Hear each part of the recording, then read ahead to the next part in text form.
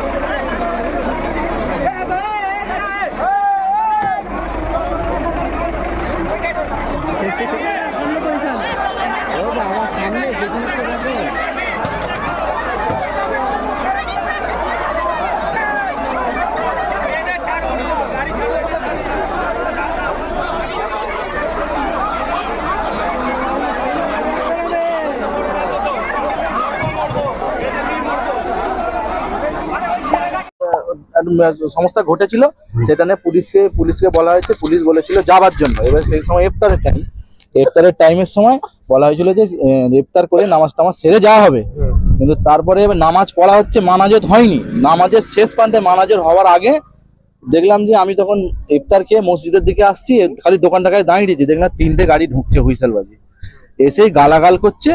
তবে র্যাবগুলোকে মারতে দেখিনি, যে এমনি পুলিশগুলো সিভিল ড্রেসে ছিল, সিভিক পুলিশ কি আমি জানি না, আমি অত তো সেই সময় দেখার সময় হয়নি। এসে গালাগাল পারছে আর লাঠি চার্জ, আর আমি তো একটা লাঠি আটকাচ্ছি, একটা লাঠি মারছে, 4 জনে মিলে মারছে আমাকে। ছেলেগুলো তাদের সবাই বিজেপি করে, সেই বিজেপির ছেলেরা ওরা গিয়ে সঙ্গে সঙ্গে থানায় কেস করে থানায় গেছে, থানায় বলেছে আমরা বিজেপি করি, বিজেপিতে মারতে গেল। হ্যাঁ, তারপরে র্যাব এসে গেল, পুলিশ আসবে, র্যাব এসে থাকে। র্যাব আসার সঙ্গে সঙ্গেই একদম মানে সন্ধ্যে মগরবের টাইম, কারণ আমাদের একটা টাইম হয়েছে সেই সময় এই র্যাব এসে সব মানে সব ছেলে বাচ্চা ছেলেদের 5 বছর 7 বছর ছেলে মেয়ে সবাইকে মেরে, মেয়ে ছেলে একজন একটা টোটো ভেঙে দিয়েছে, র্যাব কার কোনো লাইন নেই, এসেই লাঠি চার্জ। এখনই আমাদের সব ছেলেরা সব মানে বললো যে এরা মারছে, তোরা সবাই বাইরে বেরিয়ে যায়। এখন ইট পাখি সব ছুঁড়েছে ছেলেরা, ছুঁড়ে গাড়ি ভাঙছে। গাড়ি ভেঙেছে কারা? আম পাবলিকরা, যাদের লাঠিচার্জ করেছে তারাই ভেঙেছে। এবং স্থানীয় মানুষরা যেমনটা বলছে যে গতকাল যে ঘটনা ঘটিয়েছে যে যুবক, সেই যুবক বিজেপি করে এবং তার গোটা পরিবার বিজেপি করে, এমনটাই তারা অভিযোগ করছে। এবং দেখা গেছে যে গতকাল রাত থেকেই ওই যুবককে উদ্ধার করে নিয়ে যাওয়ার পরই থানাতে বিজেপি নেতাদের আনাগোনা সেখানে তারা ছিলেন। এবং আজকেও দেখতে পাচ্ছি বিজেপি যেমনটা দাবি করছে যে তারা কোনোভাবে কোনো বিদ্বেষ বা উস্কানিমূলক বিষয়কে তারা প্রশ্রয় দেয় না এবং যে অপরাধ করবে তার কিন্তু আইনানুগভাবে ব্যবস্থা হবে, কেউ কোনোভাবেই যাতে আইন হাতে তুলে না নেয় সেই দাবি কিন্তু বিজেপির পক্ষ থেকে করা হচ্ছে। গতকাল চণ্ডীতলার গরলগাছা কৃষ্ণপুরে একটি অশান্তি হয়েছে, যেটা তৃণমূল অভিযোগ করছে বিজেপি মানে যারা আছে তারা ফেসবুকে পোস্ট করে এই অশান্তি করিয়েছে, কি বলবেন? দেখুন, বিজেপি কোনোভাবেই প্রশ্রয় দেয় না কোনো ধর্মীয় ভাবাবেগে আঘাত করার জন্য। আমরা কেউ প্রশ্রয় দিই না। আমরা প্রত্যেক ধর্মকে সম্মান করি এবং সম্মান করেই চলব। আমি যতদূর শুনেছি সূত্র মাধ্যমে, কোনো বাংলাদেশি একটা পোস্ট নিয়ে কমেন্ট করা নিয়ে একটা তুমুল অশান্তি হয়েছে। প্রথমেই বললাম ধর্মীয় ভাবাবেগে আঘাত করা আমাদের উদ্দেশ্য নয়, আমাদের ইচ্ছাও নেই। প্রত্যেক ধর্মের নিজস্বতা আছে। অশান্তিটা বড়ই হয়েছে, 2টো বাড়ি ভাঙচুর হয়েছে, কিন্তু আমরা এখানেই বলতে চাইছি যে যখন আইনগত দিক রয়েছে, কোনো ধর্মীয় ভাবাবেগে কেউ আঘাত করেছে তার বিরুদ্ধে আইনানুগ ব্যবস্থা নেওয়া হোক। তার যে বাড়ি, 2টো বাড়ি একদম ধূলিসাৎ করে দেওয়া হলো বিশাল সংখ্যক লোক এসে, আমি তারই প্রতিবাদ করছি। ধর্মীয় ভাবাবেগে আঘাতকে আমরা কখনোই প্রশ্রয় দিব না আর দিও না। থানা পুলিশ গেছে, পুলিশ যথেষ্ট তৎপর ছিল, যাকে যার ব্যবস্থা করার ঠিকভাবেই করবে আইনানুগভাবে। কিন্তু মাঝখান থেকে কী হলো, গরিব মানুষের 2টো বাড়ি ভাঙচুর হয়ে গেল এবং ভয়ঙ্করভাবে ভাঙচুর হলো। যে এই দোষ করেছে তাকে শাস্তি দেওয়ার জন্য আইন রয়েছে, পুলিশ রয়েছে। নিজের হাতে আমরা আইন তুলে নিতে পারি না। কোনোদিনই পারি না ভারতীয় সংবিধান অনুযায়ী। এটা সবাইকেই মেনে চলতে হবে। যতদিন এটা আমরা মেনে চলবো, সে হিন্দু হোক, মুসলিম হোক, শিখ হোক, খ্রিস্টান হোক, প্রত্যেকের পক্ষে অত্যন্ত মঙ্গলজনক। কারণ কোনো কিছু একতরফা বেশি দিন হয় না, দুতরফা হয়ে গেলে তখন সেটা অশান্তির জায়গায় সৃষ্টি হয়। এটা প্রত্যেককেই মনে রাখতে হবে। আর ভারতীয় জনতা পার্টি কোনোভাবেই এইরকম অন্যায়কে প্রশ্রয় দেয় না। কোনো ধর্মীয় ভাবাবেগকে আঘাত করা ভারতীয় জনতা পার্টি কোনোদিন শেখায়নি, আর শেখাবেও না আশা করি। এটাই আমার বক্তব্য। কালকে চণ্ডীতলায় যে ঘটনা ঘটেছে খুবই দুর্ভাগ্যজনক। কেন আমরা বারবার মনে করি যে আমাদের এই ভারতবর্ষ সর্বধর্মের সর্ববর্ণের মানুষের এই ভারতবর্ষ, কিন্তু এই শান্ত বাংলাকে অশান্ত করার চেষ্টা করছে ভারতীয় জনতা পার্টি। বিজেপি যে ধরনের বর্বরতা অসভ্যতা করছে, আমার মনে হয় তাতে পশ্চিমবঙ্গের শান্তি বিঘ্ন হচ্ছে।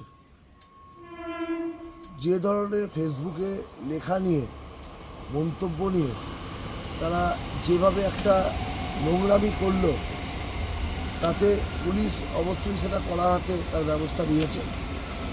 কারণ আমরা চাই যে এই বাংলায় শান্তি থাকুক, আর বিজেপি চায় যে করে হোক এই বাংলাকে উত্তপ্ত করুক, অশান্ত করুক। কাজেই এই বাংলার মানুষ তার যোগ্য জবাব তার নির্বাচনে দেবে।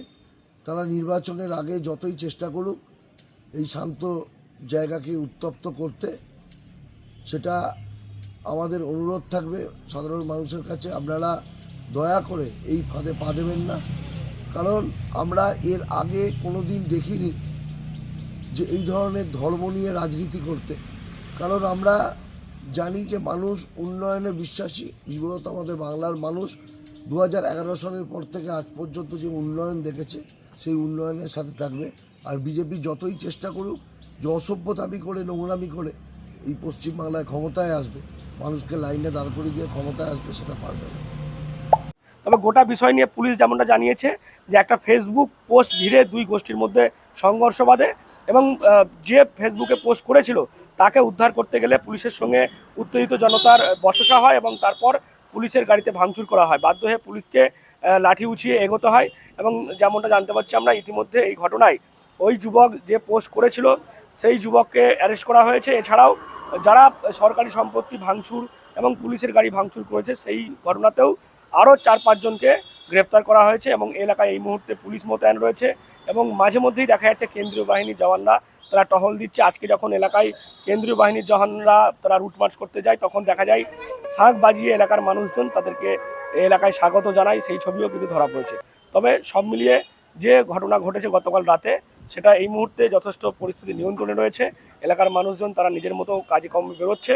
গোটা ঘটনাকে কেন্দ্র করে যথেষ্ট উত্তেজনা ছড়ায় গতকাল রাতে এবং যদি আমরা আজকের ছবি দেখি আজকে সকালেও এলাকায় থমথমে এবং সেখানে দেখা যাচ্ছে কেন্দ্রীয় বাহিনী রুট মার্চ করছে বিভিন্ন এলাকায় যাতে কোনো রকম আবার নতুন করে অশান্তি না হয়। এই মুহূর্তে এলাকায় যথেষ্ট পরিস্থিতি নিয়ন্ত্রণে রয়েছে। কি বলবেন আপনারা গোটা বিষয় নিয়ে অবশ্যই কমেন্ট করুন কমেন্ট বক্সে। এরকম আরও খবর পেতে নজর রাখুন ডিএনএন বাংলায়। ডিএনএন বাংলা সবার মনে সবার ফোনে।